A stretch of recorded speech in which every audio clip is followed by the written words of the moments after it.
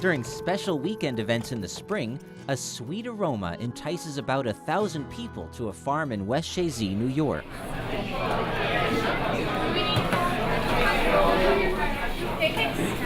The attraction is this. If you're going to give your kids something sweet, you might as well give them maple syrup. It's a natural product. It's one of the best things we make here in the North Country. It's from the trees. It's organic. It's so light and just absolutely sweet with a lot of flavor. It's so different than any other maple syrup that I've experienced ever. So good. Special weekends at Parker Family Maple Farm in West Chazy feature pancake breakfasts, showcasing the syrup, and wagon rides, showcasing the former dairy farm turned maple sugar farm. Co-owner Michael Parker calls it the largest maple farm in the northern half of New York State. We tap about 50,000 trees here at Parker Family Maple. Each tree that we tap gives us about 20 gallons of sap, so we produce around 1 million gallons of sap a year. 1 million gallons of sap annually, giving us about 20 to 25,000 gallons of maple syrup. Visitors will meet Jake and Acer. His name means maple in Latin. Isn't that awesome? Visitors can sample the product and even learn how it's made. Now we're lucky in the northeast region of North America. It's the only place that the sugar maple tree does grow and the only place where we can then produce the maple syrup. We tap 50,000 trees and each one has to be tapped by hand. We use these modern style tapper drills. It allows us to tap the tree precisely. We create minimal damage to the tree structure itself so it stays healthy and produces sap for us for a long time. That way maple syrup making is very sustainable for the environment and for our farm. And we'll drill right in and then tap in the spout.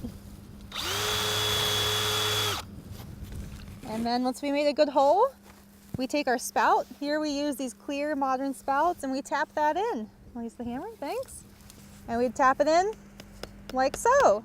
I think because I enjoy the product so much, I really enjoy finding out how it's made. People are always blown away when you describe the process of making maple syrup, especially people that aren't from the Northeast and aren't familiar with it. When you show them that it takes 40 or 50 gallons of sap that comes out of the tree looking like water to make 1 gallon of syrup, they can't believe it. We've heard a lot of numbers today as far as how much sap it takes to produce maple syrup, and that's something you don't really know when you're looking at a gallon of maple syrup. You're not thinking that, you know, possibly 40 plus gallons of sap went into that. Clinton County, New York is one of the best places in the world to make maple syrup. There's perfect weather almost every year, and it has an abundance of nice sugar maple trees. So that's how maple started booming. Guests also tour the sugar house, where the evaporator boils sap into syrup. I like to look at the way syrup is made today compared to how I remember it being made when I was a kid, which was all buckets and everything was manual and the wood was used to heat the evaporators, and it's just a whole lot different than it used to be, and quite a comparison. I love it. Many visitors love a cold treat, even on a bitter cold day. Ice cream is wonderful, but with maple, it's even better. It's so creamy. Hints of maple going through it is just absolutely phenomenal. Before leaving the property, most can't resist the store. I like to do my Christmas shopping here. I love to put the maple cream on toast. I even like to dip strawberries in it. It's really exciting to get people to try some of the other maple products. When people find out that maple syrup is not just for your pancakes anymore, and they try the maple popcorn and the maple cotton candy, the maple soft serve ice cream or milkshakes, their reaction is surprising what else you can do with maple syrup. My mom, she lives in New Jersey. I've brought her Parker's syrup in the past, and now anytime she knows that I'm coming here to the farm, she says, don't come back without at least a half gallon of syrup. She absolutely loves it. I think she's got my grandma hooked on it now too. She slips her, some out of her jug.